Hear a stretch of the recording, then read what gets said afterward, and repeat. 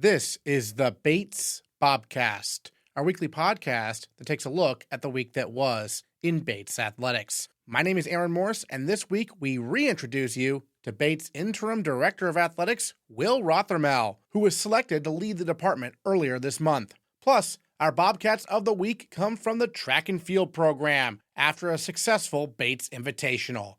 That's coming up on the Bates Bobcast.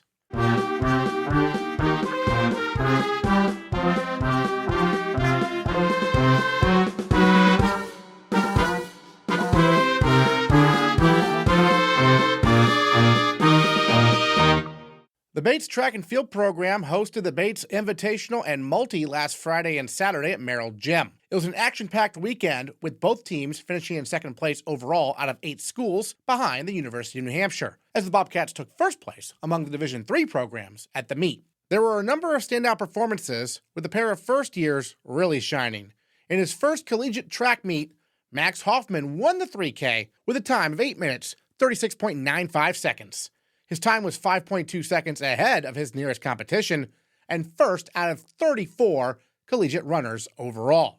The Bobcats took the top 7 spots in the event, and Hoffman is our male Bobcat of the week.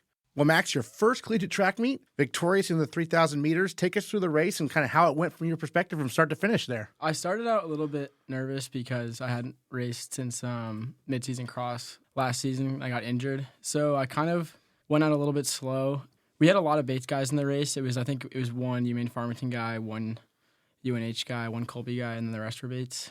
I kind of stuck to the back of the pack. We went through the mile, I think I went through in 4:40, or it might have been like something like high 4:30s. But then I realized I felt pretty good, and I started to kind of move up gradually, kind of picking people off as I went. I had one really fast 400 in the middle. It's like 66, and then I kind of held on.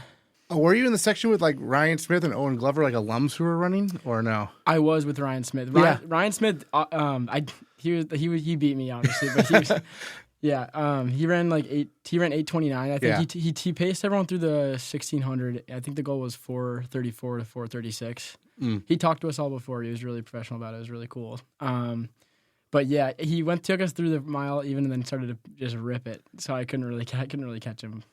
But obviously, you got the victory among the current collegiate athletes at the meet. In fact, as you mentioned, the top 7 finishers were all Bates Bobcats. So how cool was that to kind of have the 3K almost to yourself? It was a lot of fun, honestly. I mean, we all kind of knew going in that there was going to be a lot of Bates guys. So I was originally in the mile, and I asked to switch to the 3K. Okay. I asked Coach Feldman. So yeah, it was a lot of fun for sure. Excellent. Then you're a first year here at Bates. You competed during cross country from Wellesley, Mass. Tell us about when you were looking for colleges, what made Bates the place for you? I was pretty confident I wanted to go to NESCAC. I liked the small schools. I know they're fast. They're kind of some of the best D3 schools you can get for the division. I visited here and I actually ran with Ned. It was like an informal visit. I didn't stay overnight. I just went for a run with them, and I immediately kind of knew I wanted to come here. Is 3K and the mile, it sounds like those are the races you're focusing on, or anything else? I think so. I'm not really sure yet. I'm trying to figure it out still. Gotcha. Tell us a little about your running background. When did you start kind of doing it competitively? I started in 4th grade. I originally started just doing road races with my mom. My elementary school was 5K, and I kind of we would just go for runs just for fun. And then I did it all throughout middle school, but I was never really good. I think I ran 6:45 at the beginning of freshman year of high school, and then I kind of I guess I hit puberty and then I got a little bit faster. Now, do you have more of a cross country or a track background, or did you do both? I did both, but I think I'm just better at track, to be honest. Better at track? Yeah. Okay. It's hard, the mental and the longer races. I can't really hold it together usually. Those 8Ks are tough. Yeah, they're awful. People, I thought it would be an easy transition. Everyone warned me, and they were definitely right. Yeah, because in high school you run how far? 5K. Just 5K. Take us through that, your first year of cross country, how to kind of go from your perspective, and what are you kind of looking forward to for next year as you build on it throughout track, obviously. So this season was pretty. I had the Roy's disc golf course was pretty tough. Surprisingly, I thought it would be pretty flat and easy, but that one hurt a lot. I was just running backwards the second half, and then we had a Bates invite at Pineland, and then we had Conant College invite, and then I got injured. Okay. I had a stress reaction. I blew up last mile of that race. It was pretty tough. But so I was just kind of cross training throughout the rest of it. Conant College invite, it seems like that is a fast course. It seems like everyone sets their PR kind of on that. What makes it so fast there? I think it's just there's not many hills, and it's just I think it's just the depth of the people who show up and how it always just goes out fast. I think I went out sub 5 for the first mile there, and that was not probably the right idea. But it's like the off to the race as soon as it starts. Everyone starts just going a full sprint. Sure. And then you mentioned Coach Feldman. How have you been working with him kind of, in cross country and then now into track also because he does distance, right? I have a lot of trust in Coach Feldman. I mean, not to bring up Ned again, but he's kind of the blueprint where it's like Ned came in as like a 4:34 guy, and now he's running like, I think he's going to break 4 this year. We'll see. But I kind of can trust the process so much because I know that if you just listen to him, you're going to get faster. So, yeah. I mean, I was pushing the envelope a little bit, I think, trying to run a little bit too much and probably got me injured, but I'm fully bought in now. Yeah, back on track. For turn of phrase, you mentioned Ned. He graduated last year. You're a first year, so how'd you get connected with him? Just on recruiting, or? I did altitude training for a month in Colorado this summer with a couple sophomores, one freshman, and some upperclassmen. And then Ned was there too. He had a place in Boulder, and I got to go on some runs with him, which was really fun. Gotcha. So that's kind of like the model of how you kind of see your career going. I don't know. I don't know. I don't want to. Hopefully, yeah. I'm going for his 3K time. Okay, that's the goal this season. We're gonna see. Well, yeah, because I was looking at the top 10, like not his current PR, his PR from Bates. Yeah, well, yeah. We look at the Bates like top 10, like 3K. Ned's third all time, 825, so 53. So that's what we're looking for, kind of. Yeah. Okay, gotcha. Yeah, I mean, and Ryan Smith, who ran that race, he's at 830. His best mark at Bates was 832. So you're close to that. He was even quicker this Saturday, too, right? Yeah. Excellent. What makes running fun for you? Like, what do you enjoy most about it? I think I'm just really competitive, honestly. Yeah. I just want to beat people, so it kind of keeps me going. But I feel like the culture here specifically is really it's just so much fun. Everyone's kind of like, I mean, at the meet, especially this Saturday, you can kind of see it. Everyone was watching Carson. Doing this heptathlon. Top 10 performance, by the way. Yep. Everyone was cheering each other on. It was just kind of, I don't know. I like the energy. Yeah. How cool is it, to host a meet like that? I mean, with a bunch of different schools too. It was a lot of fun. There were so many big performances too. Like Ruth in the from UNH, and she set a facility record for the 5K. Okay. Which was absolutely electric. That was so much fun to watch. Everyone was standing up.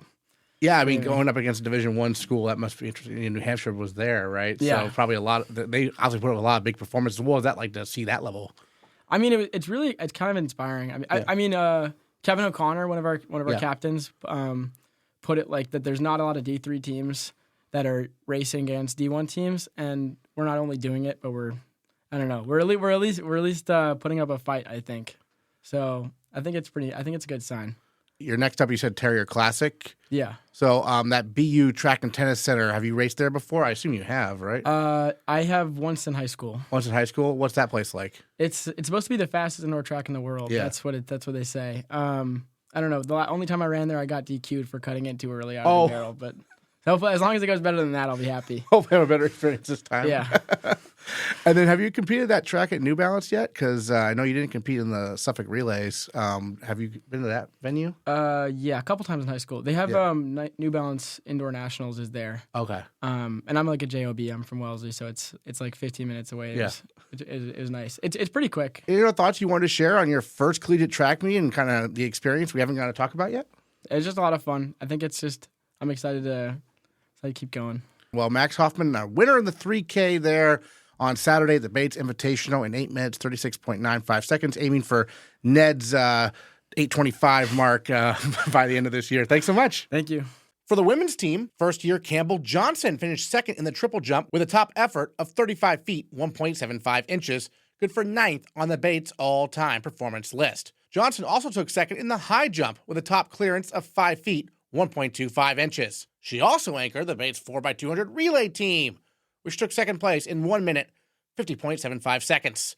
In each case, Johnson finished second only to a competitor from Division I program, University of New Hampshire. And Campbell Johnson is our female Bobcat of the week.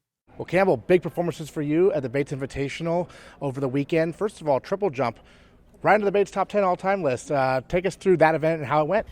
It went really well. I started the event, actually, my mark was behind where the shot put goes, so I had to have them move the barrier every time that I competed. So I had to get my mark and stuff, which was a little bit different than usual. But then the actual competition went really well. I started with some lower marks, but then was able to, between the first round and then the final, improve on my mark and ended up with a PR for the season so far. I was talking with Alana last week, and she was talking about how, like, when you're doing multiple jumping events, you're running around, like, at different times doing different things. Yeah. How chaotic was it for you? It was pretty chaotic. Yeah. Actually, in this case, I got lucky because high jump ended about 10 minutes before triple jump started. Oh, okay. So I had time to, get a drink of water, grab my shoes, switch them, and then immediately start warming up again. I kind of like it that way, though, because it keeps me busy the whole time. Growing up, when did you first start to get into track and field, maybe in particular the jumps? I started track when I was in 7th grade. High jump was the actual first event I had ever tried. I went to my first meet literally not even knowing how it worked. I had some of the officials teach me how to do it before I started competing. And I've done it almost every meet of my career since. Awesome. And then you're from Maine. Yeah. What made Bates the place for you? I think just the community and the coaching and just everything about it. I loved all the aspects of how community driven the team was and how like everyone supported each other and how much the coaches seemed to support me as an athlete. And I wanted to continue that. Now, the homeschool experience, you competed for a high school. What was that kind of dynamic like? How did you adjust, and what's it like now actually, being at a school? It was definitely very different. Yeah. I didn't have quite as much the team aspect because I wasn't a part of the school system. Right.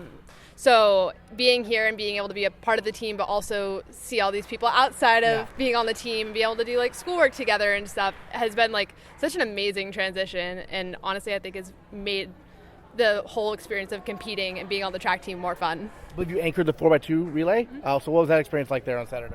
That was very nerve-wracking, but it was so fun. I haven't run collegiate. That was my first time running collegiately.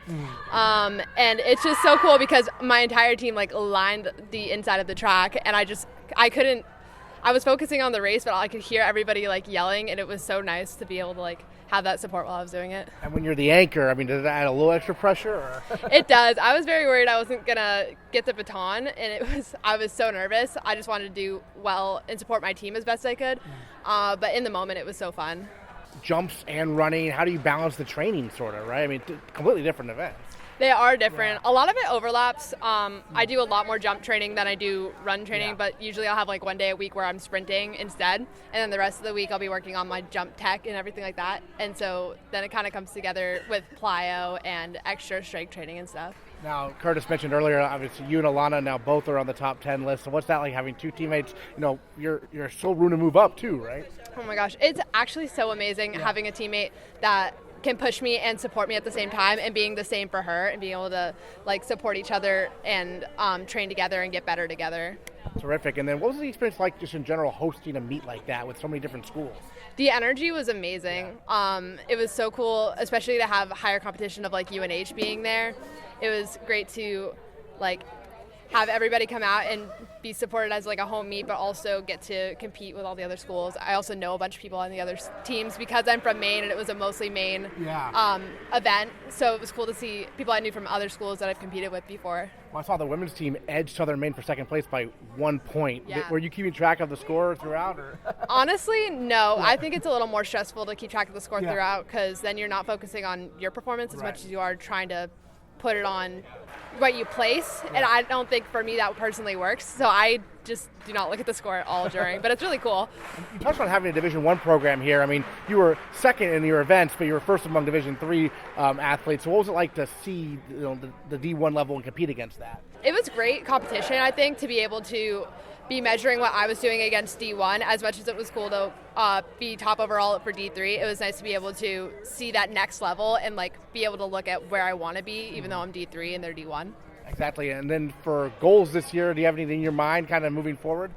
I want an overall PR in the high jump, which would be about an inch.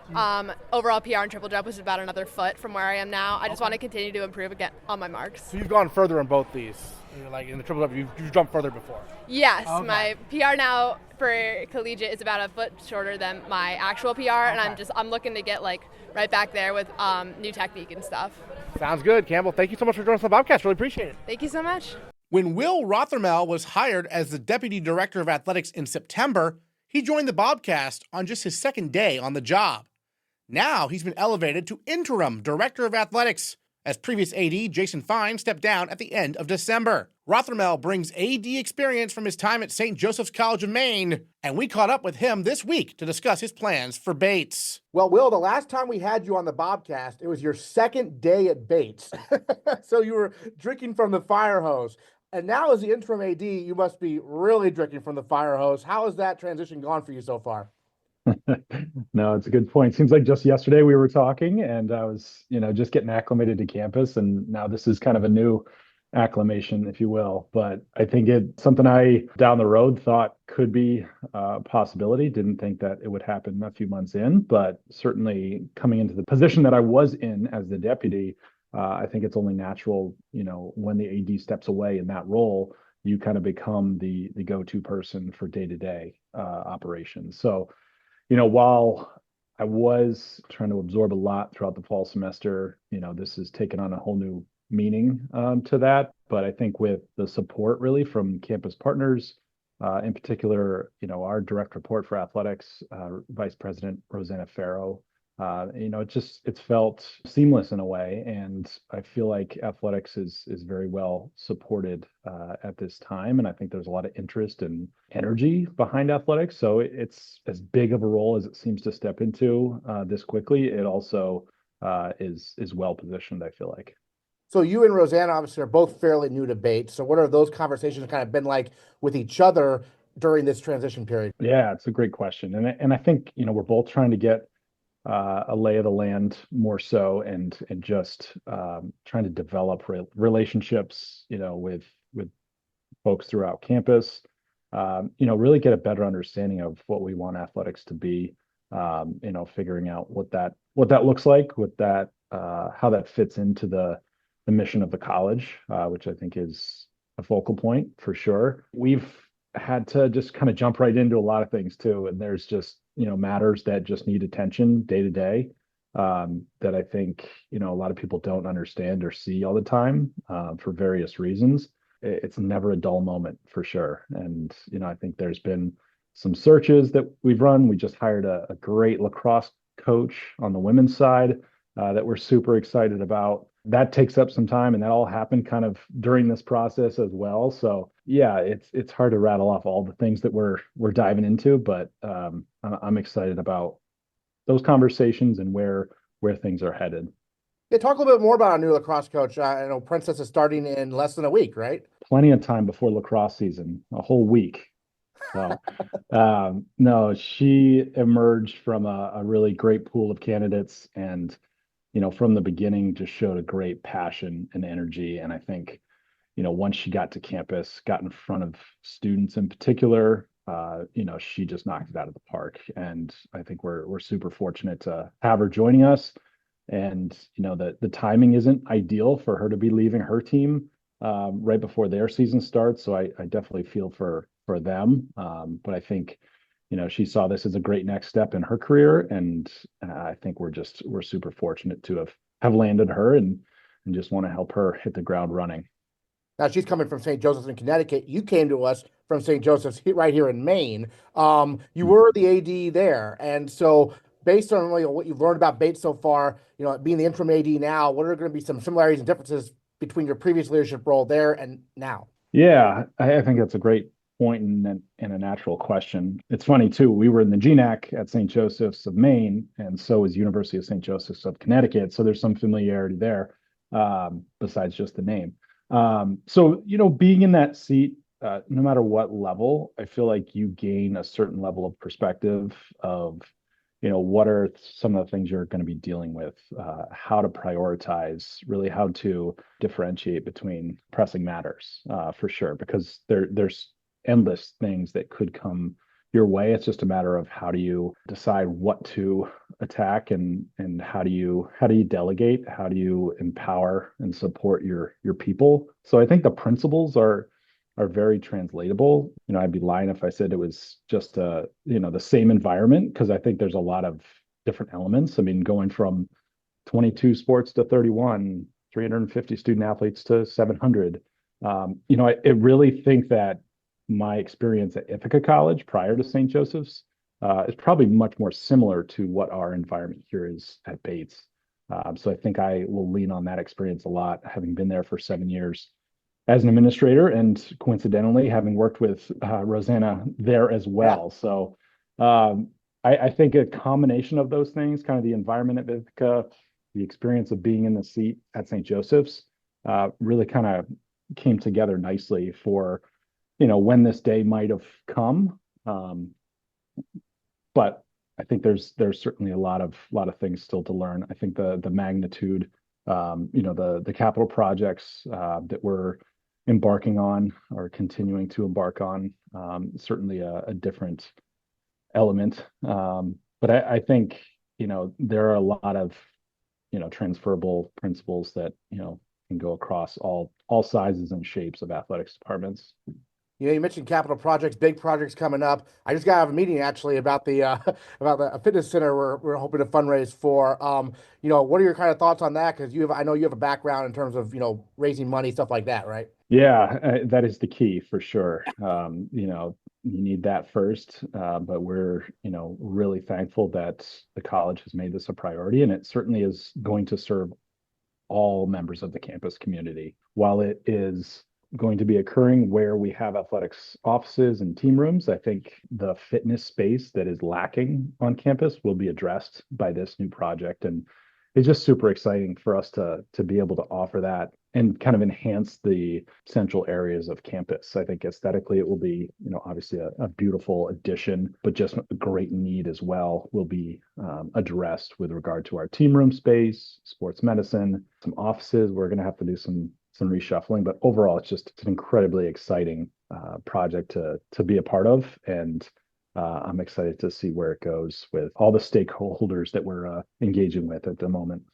Great, and that's obviously a long-term project. Short-term, January until June. What are you most excited about? As we wind the school year into the spring here. Yeah, I think really engaging with our coaching staff and really trying to, drill down on some things that we can do as a team to move forward and grow kind of that bond within the department. I think there's some really strong programs that we have. I think we all want to operate at a very high level, and I think sometimes those things happen independently, but I'm hoping that we can really drill down and come together as a group. And as much as it is kind of a finite period of time, I think it's an opportunity to listen and learn, because I'm still in my first year. Like, that was my intent anyways in my first year, to just be a sponge and hear what folks are challenged by, what are they excited by, and what can we do to really ultimately drive the student athlete experience forward. But I think we need our people to be really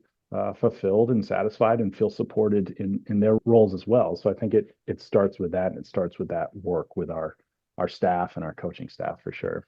What's the biggest thing you've learned about Bates, through your, few months so far here on campus? I knew that our students, or the students at Bates, were exceptional, but I guess I just didn't know how exceptional and how thoughtful and committed and passionate they are about Bates and about their not just athletic experience, but overall student experience. And I'm just taken aback by it. I think the stat that just sticks out to me is the cumulative, for the average GPA for our student athletes this fall was 3.61. And that's mind blowing to me. I mean, that's incredible. I think we had over 100 students with a 4.0, and I'm not surprised just in talking and meeting with them. And we even just had it yesterday. I had an MLK event for youth, and those teams just showed up. They weren't just checking the box saying we did this community service event. They were having fun. We had a snowstorm, so maybe we didn't get as many youth as we would have hoped, but they were awesome, and they were just so engaging. And whenever I see them on campus and they recognize me, like, they're curious and they want to talk. And I think for nothing else but the fact that they have passion and love for Bates, and want to see the Bobcats do well. Awesome. Well, any other thoughts you wanted to share on this new role for you that you've kind of been thrust into here in recent weeks that we haven't got to talk about yet? No, I think I just doubled down on the partnership that I've felt from campus. I think there is a great support from folks all across campus, in various pockets, and I think there's just a lot of energy to want to see the Bobcats succeed and do well because they know that, a rising tide lifts all boats. And I think that, I've just been really, really appreciative of that. And where there's moments of feeling, alone sometimes in this position, I really haven't felt that because there's just been so much support and partnership. All right, Will Rothermel, our interim director of athletics. Thank you so much for joining us on the Bobcast. Really appreciate it. Thanks, Aaron. This week is a chance for the basketball teams to get back on the winning track after some rough NESCAC games. The men's team split a pair of contests with Bowdoin and Colby over the weekend, defeating the Polar Bears on the road, but falling to the Mules at home. While the women lost a pair of heartbreakers to Bowdoin and Colby. This week, they both take on the University of Maine at Farmington, with the men's team home Wednesday at 7 p.m. On Saturday, both squads compete against UMass Dartmouth, with the women at home at 2 p.m. Find the complete schedule of upcoming Bates athletics events at gobatesbobcats.com, and we'll catch you next time on the Bates Bobcast.